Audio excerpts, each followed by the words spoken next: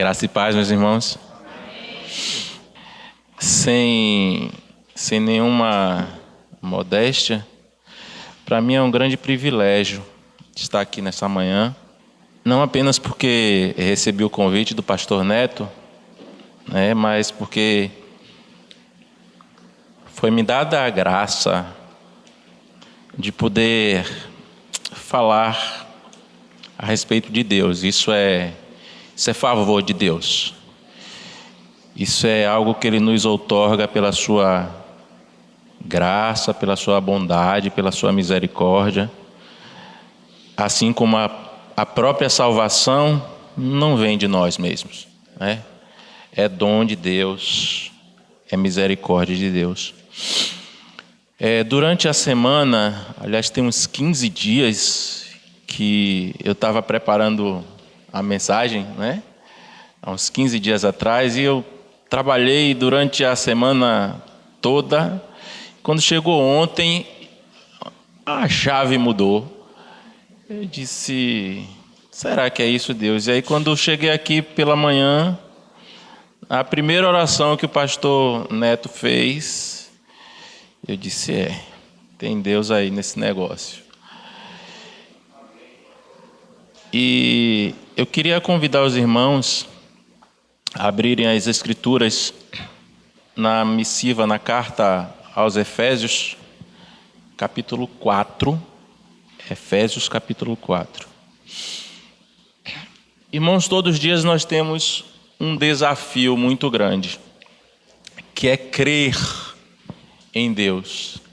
Crer que Ele é suficiente, que Ele é poderoso para nos guardar.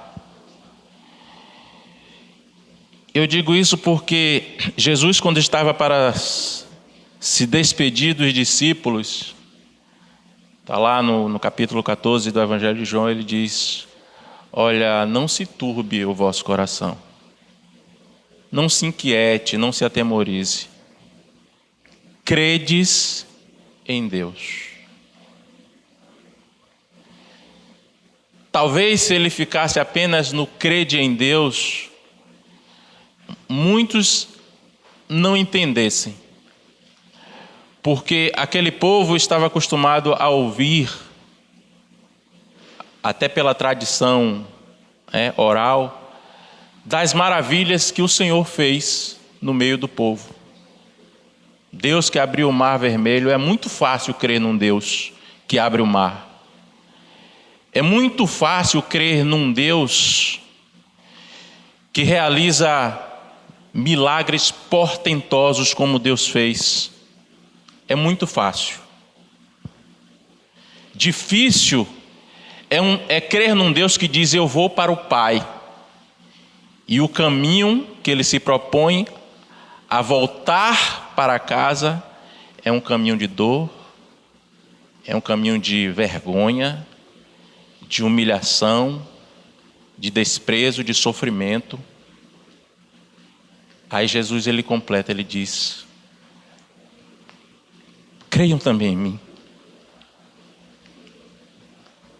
Não creiam somente naquele Deus que você viu arder na sarça e a sarça não se consumir. Creia no Deus que se esvaziou a si mesmo. Porque assim como aquele mesmo Deus, Ele é poderoso, eu igualmente sou. E nós somos desafiados a todo dia a crer em um Deus sem parecer, sem formosura. Um Deus que se despiu da sua glória, da sua majestade, mas que foi exaltado soberanamente e recebeu um nome que está acima de todo o nome. Creiam em Deus, mas creiam também em Cristo. Amém? Irmãos, a carta aos Efésios, capítulo 4. Eu queria ler juntamente com os irmãos até o verso 16, que diz assim a Escritura: Portanto eu, prisioneiro no Senhor, Suplico-vos que andeis de modo digno para com o chamado que recebestes, com toda a humildade e mansidão, com paciência, suportando-vos uns aos outros em amor, procurando cuidadosamente manter a unidade do Espírito no vínculo da paz. Verso 4. Há um só corpo e um só Espírito, da mesma forma que há uma só esperança em que fostes chamados. Há um só Senhor, uma só fé, um só batismo, um só Deus e Pai de todos, que é sobre todos, por meio de todos e em todos.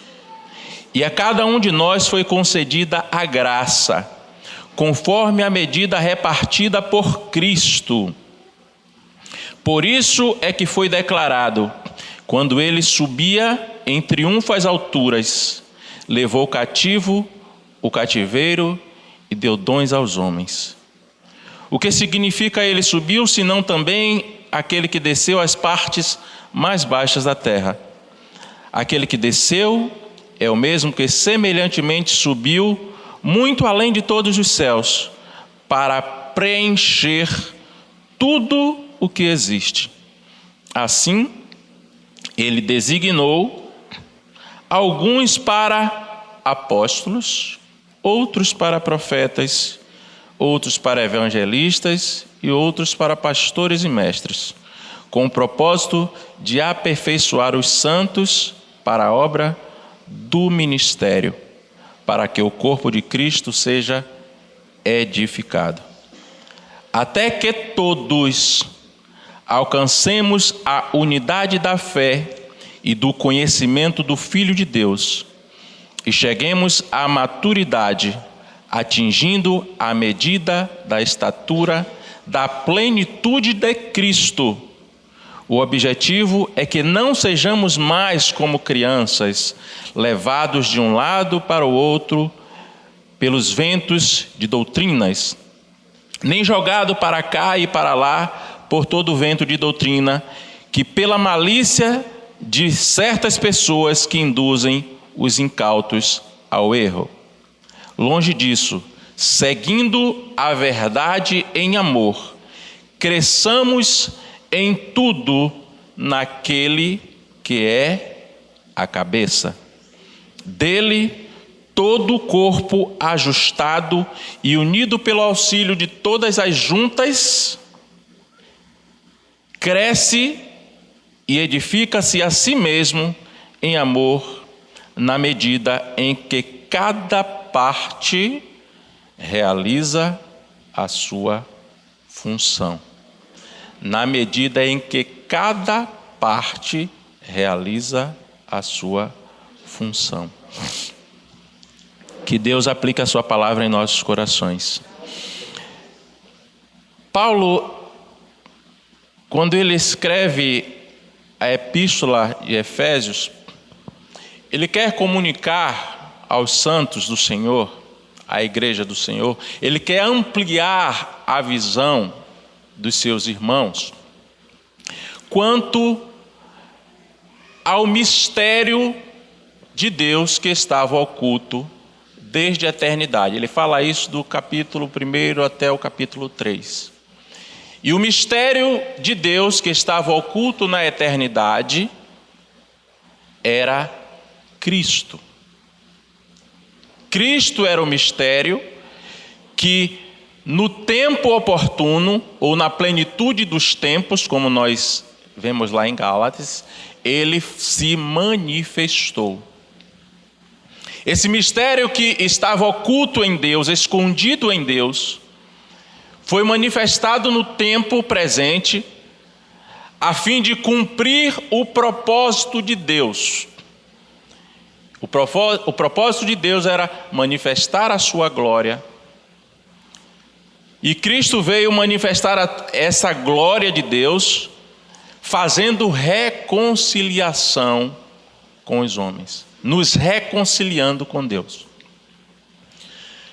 Capítulo 1 ao capítulo 3, Paulo vai descrever a obra de Cristo, a obra redentora de Cristo, com a qual Ele nos resgatou.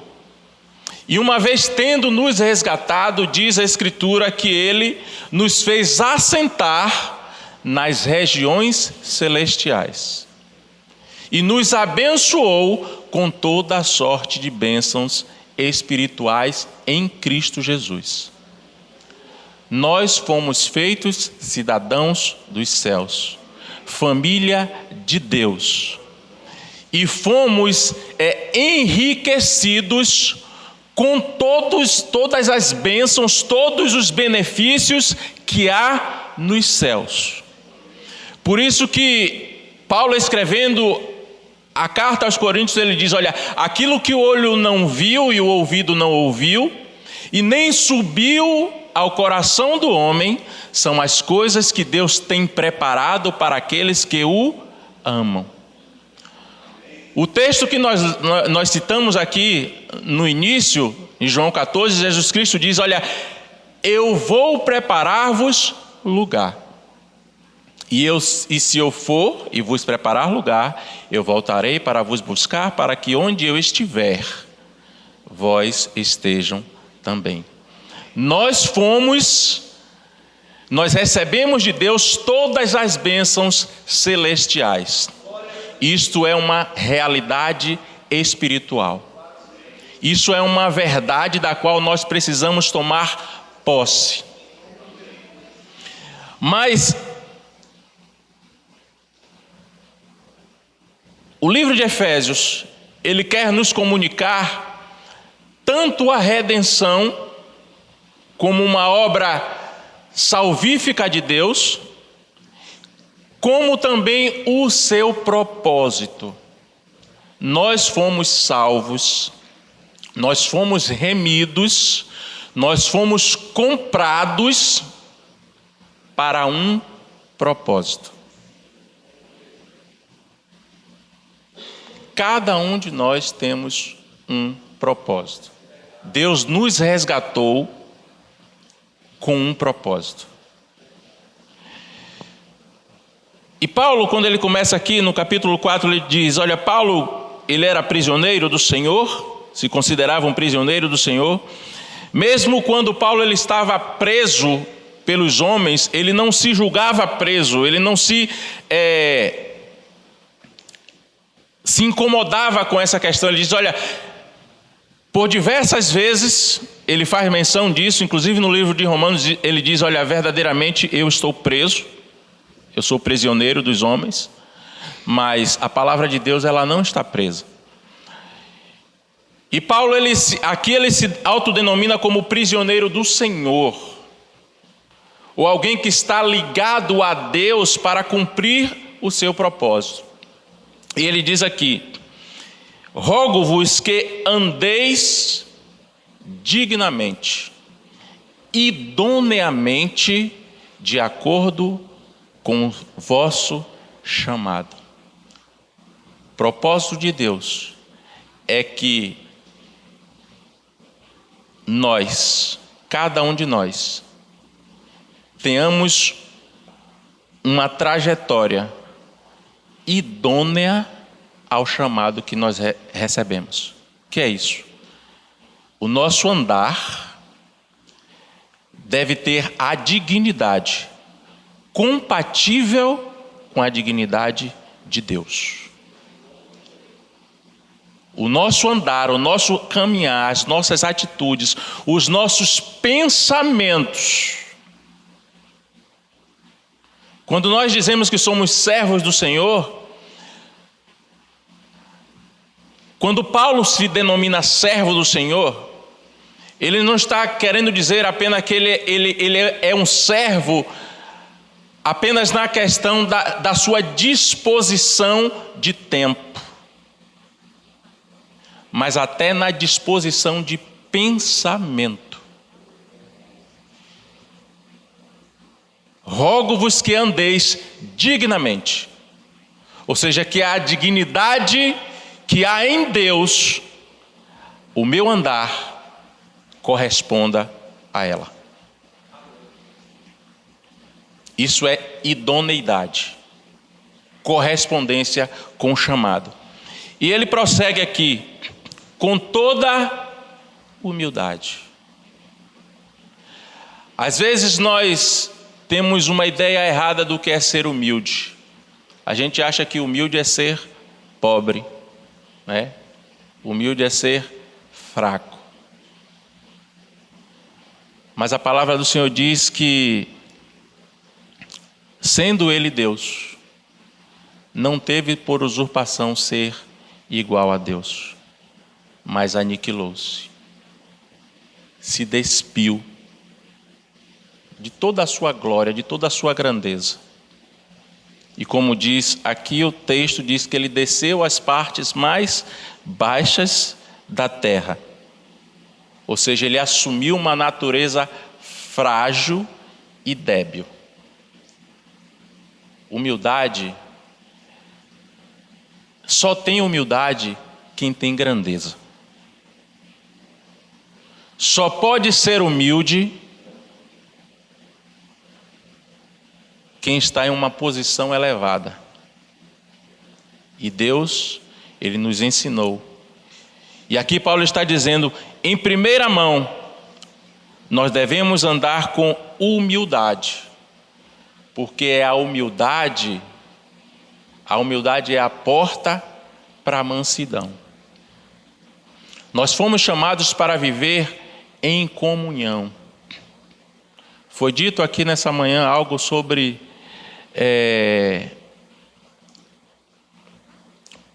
pessoas que elas querem estar unidas na fé cristã, mas elas não querem congregar. Inclusive tem se falado muito nisso aí, né? Os desigrejados. Porque eles entendem que, mesmo estando longe da comunhão dos irmãos, que eles são igreja do Senhor, e não é isso que a Bíblia diz. O livro de Coríntios nos ensina que nós somos membros uns dos outros. Individualmente nós somos membros. Nós somos igreja quando nós estamos unidos, reunidos. E uma coisa interessante nesse texto aqui que Paulo ele nos orienta, ele nos adverte, começa aqui no versículo 4, é que esse termo aqui é um numeral e um adjetivo. Um só. Eu não sei se os irmãos já repararam, mas ele aparece só nesse capítulo aqui 7 vezes. Qual o propósito de Deus na vida da igreja? Por que nós fomos salvos? Qual o objetivo? Nós estamos caminhando para compreender isso. E Deus aqui no verso 3, diz aqui, procurando cuidadosamente manter a unidade do Espírito no vínculo da paz. E aí ele vem no verso 4 e diz, por quê? Porque há um só corpo. A igreja é o corpo de Cristo que anda aqui na terra. Cristo tem um corpo, é a igreja. E ele é a cabeça desse corpo. Não existe 2 corpos. É um só corpo. E também um só Espírito. Não existe 2 Espíritos. Um só corpo. Da mesma forma que nós estamos unidos em uma só esperança. Não existe 2 esperanças para o povo de Deus, para a igreja de Deus. Há uma única esperança. Continuando aqui no versículo 5 diz, e um só Senhor. Esse um só Senhor aqui diz respeito ao governo de Deus.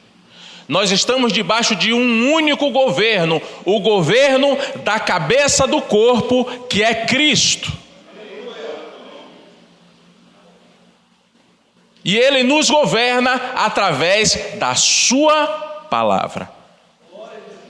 Ainda que muitos tenham tentado solapar, reduzir, suprimir a palavra de Deus, nós cremos no que a Bíblia diz, e a Bíblia diz que a palavra de Deus, ela é eterna. Ela não volta vazia. O próprio Jesus Cristo disse, olha, que os céus e a terra não iriam passar sem que uma vírgula, um sinal diacrítico, um sinal gráfico dessa palavra se omitisse. O salmista, ele já dizia, a tua palavra permanece para sempre nos céus. A palavra de Deus, ela é eterna, e ela é viva e eficaz. E mais penetrante do que qualquer espada de 2 fios, e esta mesma palavra, ela é apta para discernir os pensamentos do coração do homem. Porque ela penetra entre as juntas e medulas, discernindo aquilo que há de bom e mal no coração do homem. O salmista no Salmo 27 diz, olha, a tua palavra separa as labaredas de fogo. Tamanho é o poder da palavra de Deus. De maneira que, embora os homens tentem suprimir esta palavra, o Senhor nos garante que ela cumprirá o propósito pela qual ela foi enviada. Ela não voltará vazia. Ela não voltará vazia. Um só Senhor, ou seja, um só governo, uma só fé. Uma só fé. Nós devemos estar unidos em Cristo em uma só fé. Uma só fé. Um só mergulho, um só batismo, um só envolvimento, uma só comunhão, um só propósito.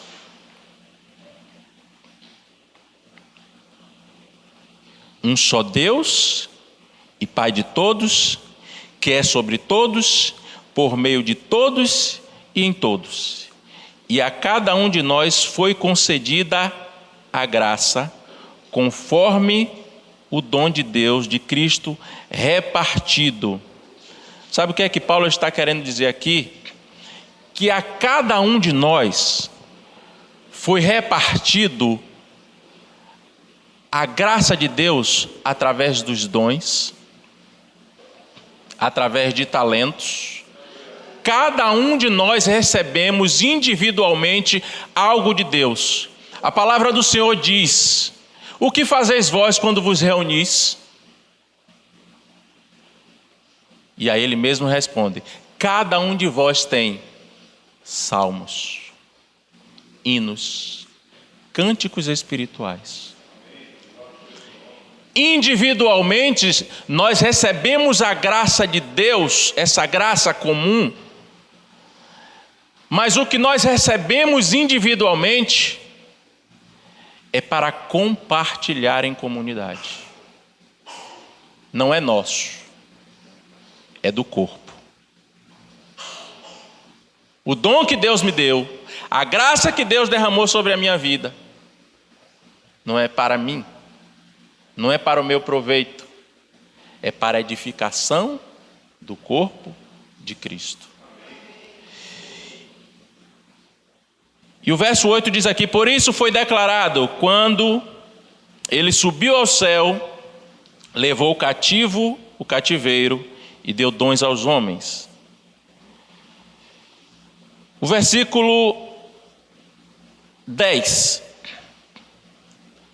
Aquele que desceu é o mesmo que semelhantemente subiu muito além dos céus para preencher tudo o que existe. Preencher aqui tem um sentido de aperfeiçoar. Quando Jesus foi assunto aos céus, ele derramou o seu Espírito, distribuiu dons aos homens, com o propósito de preencher ou aperfeiçoar. Aperfeiçoar o quê? O seu corpo, a sua igreja. Verso 11 diz: por isso ele designou uns para apóstolos. Aqui Paulo ele começa a descrever os 5 ofícios da igreja. Uns para apóstolos, outros para profetas. E profetas aqui não significa pura e simplesmente aquele que prediz o futuro. Mais precisamente, quando Paulo se refere a profeta nos seus escritos, ele está falando daquele que expõe a palavra da profecia. A palavra da profecia é essa aqui, ó, a Bíblia. Essa é a profecia bíblica. Então, primeiramente apóstolos, depois profetas, para expor a palavra de Deus. Depois, evangelistas, pastores e mestres. Aqui está enumerado 5 funções, 5 atribuições que Deus repartiu no corpo de Cristo para que auxiliasse o cabeça, que é a igreja, no aperfeiçoamento do seu corpo. Aqui não está falando de hierarquia. Talvez nós, lendo assim de uma maneira muito superficial, a gente venha a ver uma hierarquia. Não é isso que Paulo está querendo dizer aqui. O que ele está querendo dizer aqui é que Deus, que Cristo, em sua soberania, ele estabeleceu pessoas, funções, para que o pudessem assistir na administração do seu corpo. Os apóstolos, aqueles que ficaram lá atrás, os profetas, pastores, doutores, evangelistas, para que ajudasse, para que cooperasse com o aperfeiçoamento, o preenchimento da igreja. Como diz aqui o verso 12, olha o propósito desses ofícios, com o propósito de aperfeiçoar a mim e a você. Não é apenas o pastor Neto que está aqui nessa função, mas como foi dito aqui, olha, cada um recebeu de Deus a graça para participar desse crescimento, dessa edificação. O trabalho é mútuo. Às vezes a gente acha que é o pastor apenas que edifica a igreja. É um edificando o outro. Que às vezes a gente acha que quem está aqui na frente é super-homem. Não precisa, né, de um apoio, de uma ajuda. Acha que não, é um ajudando o outro. Para quê? Para que cresça de forma simétrica. A igreja, ela não pode ter uma perna maior do que a outra. Como é que anda um coxo? Como é que anda uma pessoa que tem um membro maior do que a outra, do que o outro? É algo bonito de se ver? A igreja do Senhor é perfeita. Perfeita. E Deus quer nos abrir os nossos olhos nessa manhã, para que a gente possa continuar, se é que nós já estamos assim, continuar esse aperfeiçoamento do corpo de Cristo, com a cooperação de todos, para que a igreja ela possa ser edificada, ela possa crescer, ela possa se aperfeiçoar de forma simétrica. Simétrica.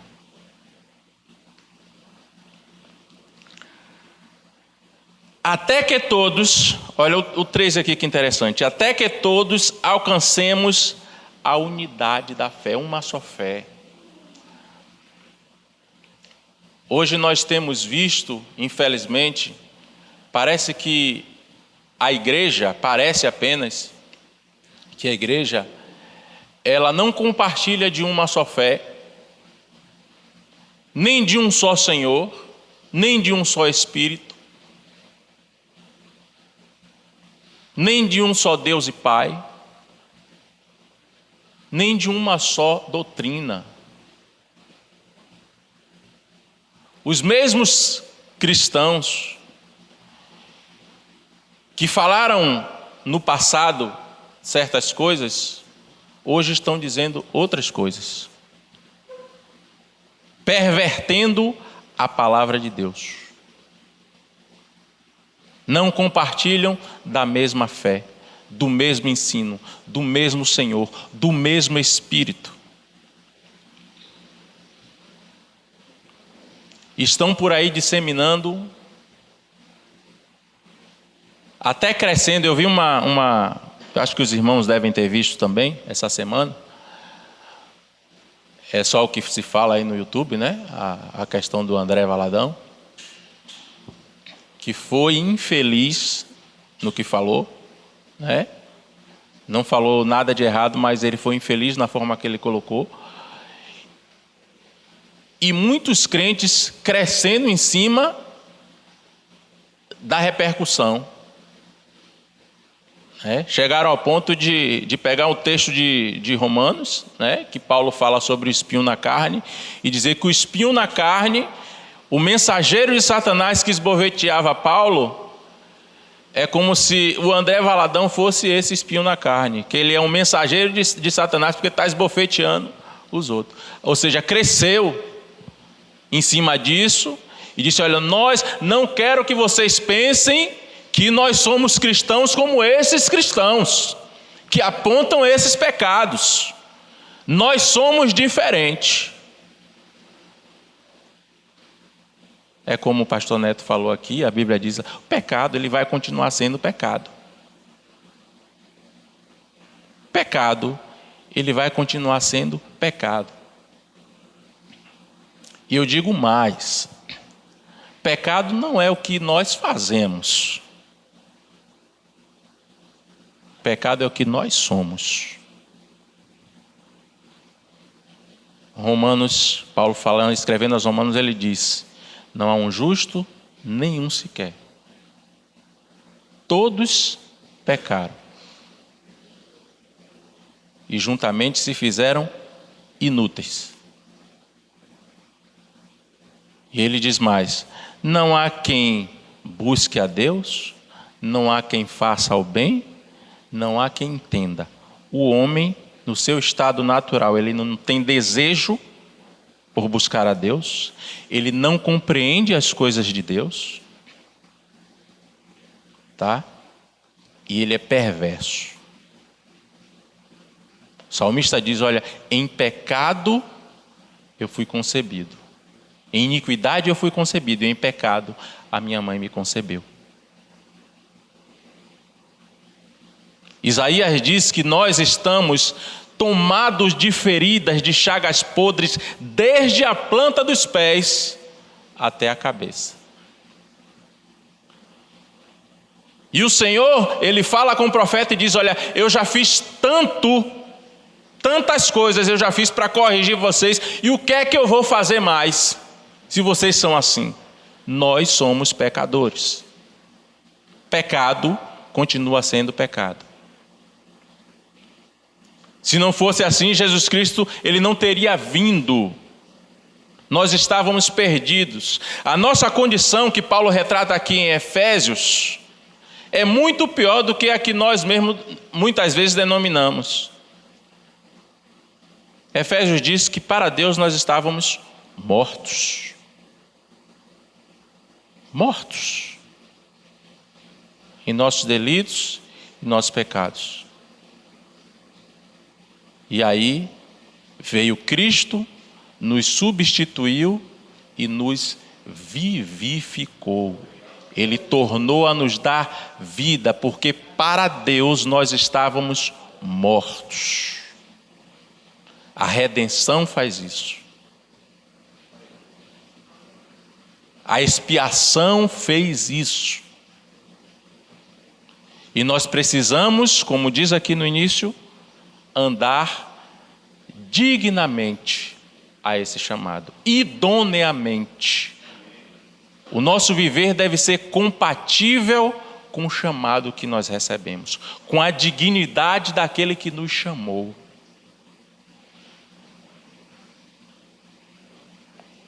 Quando nós,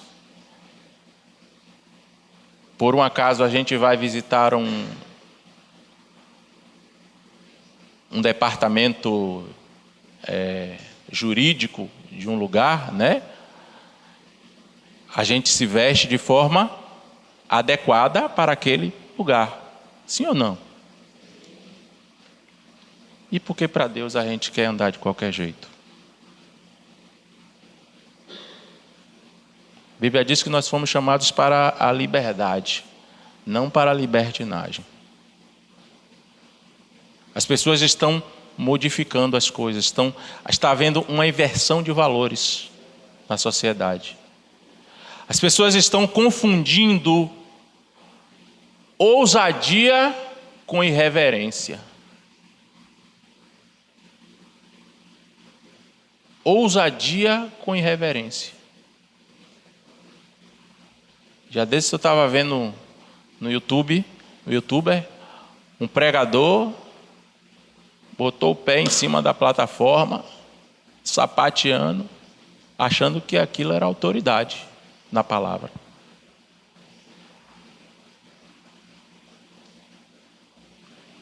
O profeta Isaías diz, olha, ai daqueles que chamam o bem de mal, da escuridade, luz. Os homens estão assim, substituindo a verdade pela mentira. E sabe o que é que Deus faz? Deus potencializa. Porque Ele diz, olha, vocês não querem crer na verdade? Não querem não? Eu vou enviar um espírito de engano. Sabe para quê? Para quem quiser ser santo, ser mais santo ainda. Mas para quem quiser ser impuro, ser mais impuro ainda. Nós precisamos conhecer a Deus. Às vezes nós achamos que conhecemos a Deus. O pessoal do Paz e Amor aí acha que conhece Deus, que Deus é amor. A Bíblia diz que nós devemos considerar a bondade e a severidade de Deus. Deus é santo. Deus se ira. Romanos, capítulo 1, verso 18, diz: o primeiro atributo de Deus que se manifesta é a ira. Dos céus se manifesta a ira de Deus. Nós só conhecemos o amor de Deus porque a justiça de Deus e a ira de Deus se manifestou.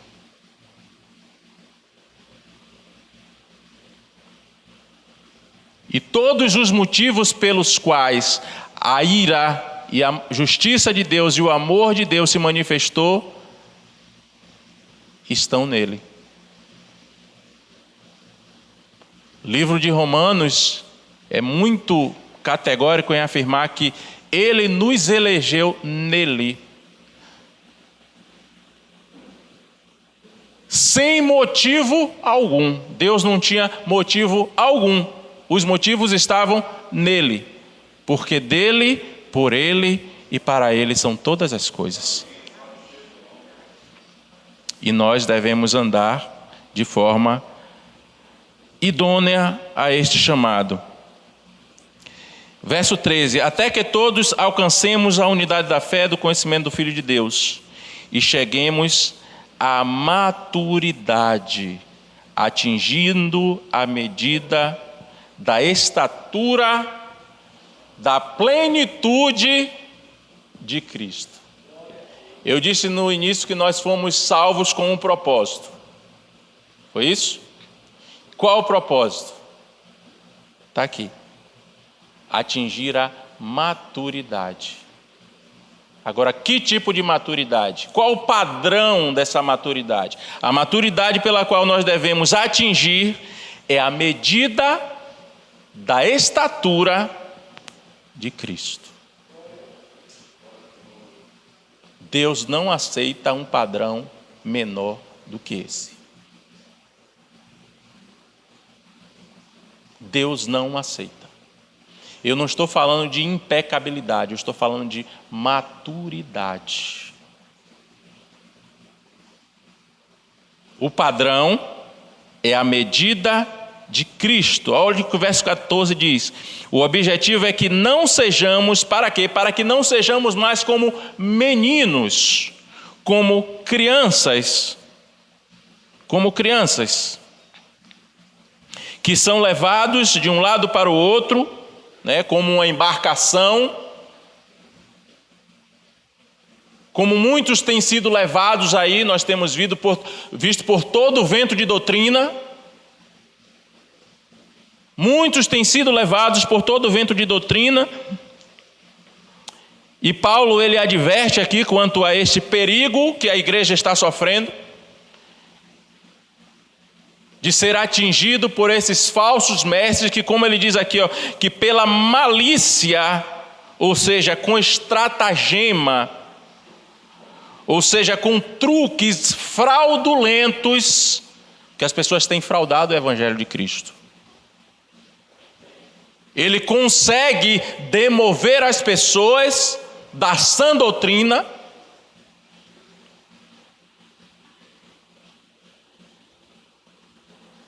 para a perdição. Para a perdição. Seduzindo essas pessoas, induzindo-as ao erro. Então, Deus, ele repartiu dons na igreja para que nós edificássemos uns aos outros com o propósito de nós atingirmos a maturidade da perfeita varonilidade. Aqui não está falando de idade, está falando de maturidade na vida cristã. Maturidade. E o padrão é a altura de Cristo. Deus não nos deu um corpo, que é a sua igreja, para ser nanico. Deus não nos deu, Deus não nos chamou para sermos nanicos. Deus nos chamou para maturidade, para nós atingirmos a estatura, tá? Nós nos equipararmos a Cristo. Nos equipararmos a Cristo. Não como alguns andam ensinando aí, que nós somos, como é?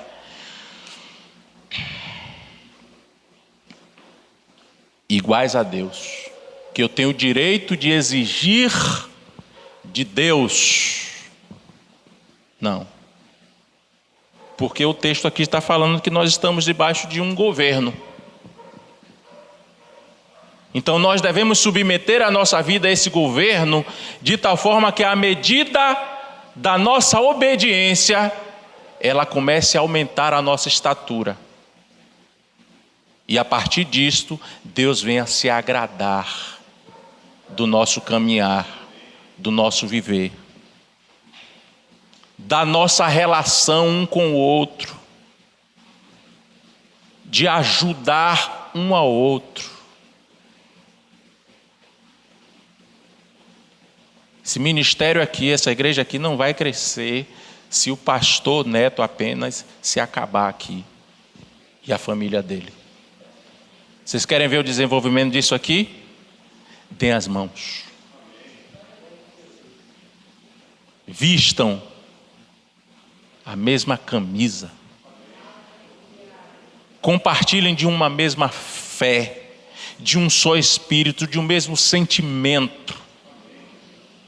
Estejam debaixo de um mesmo governo, de uma mesma palavra, que é a palavra de Deus.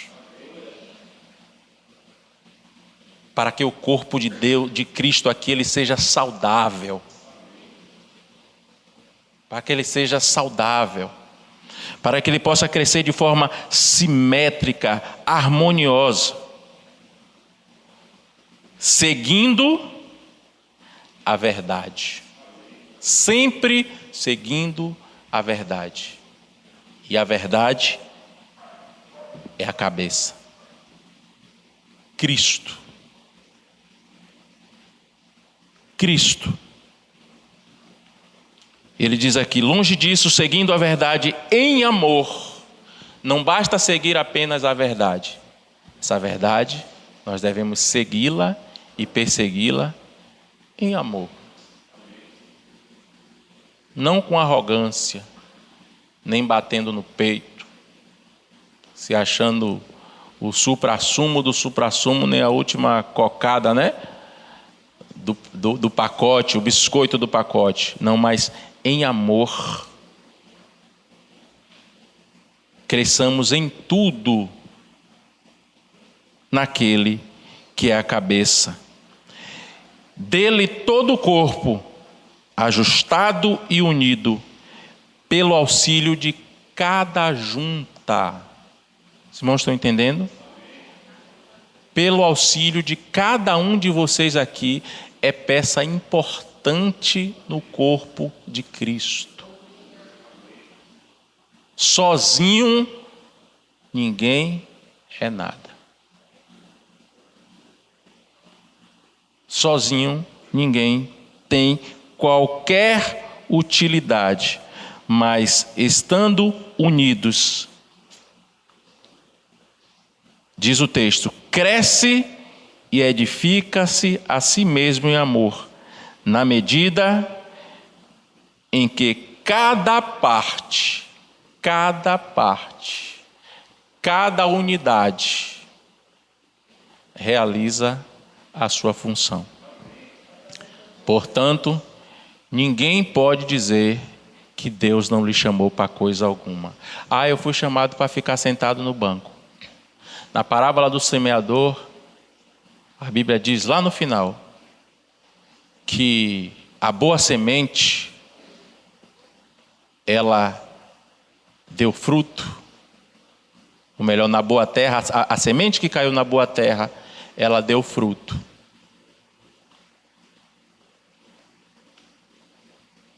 Mas ela deu um a 30, outro a 60, outro a 100. Talvez Deus não lhe chamou para 100, mas faça 30. Deus não me chamou para 30 não, faça 60. Mas faça alguma coisa. Porque Deus lhe chamou para você dar frutos. Deus nos chamou para edificarmos uns aos outros. Afinal de contas, nós somos irmãos? Nós somos filhos de um mesmo pai? Ou isso é só teoria? Precisamos levar isso mais a sério. Nós somos filhos de um mesmo pai, de um só Senhor. que nos chama para viver em uma só fé, em um só Espírito, em um só batismo, em um só amor. Ou nós somos filhos de Deus, ou nós somos pertencentes à família de Deus, ou somos o quê? Deus nos chamou. Nós fomos salvos com um propósito: de edificarmos uns aos outros, até chegarmos à estatura perfeita. E quando é que nós chegamos a essa estatura perfeita? Aqui? Não. Então nós precisamos persistir, continuar, até que Ele se manifeste dos céus, para transformar os nossos corpos mortais em um corpo incorruptível, e em glória nós habitemos com o Senhor. Amém? Que Deus nos abençoe em Cristo.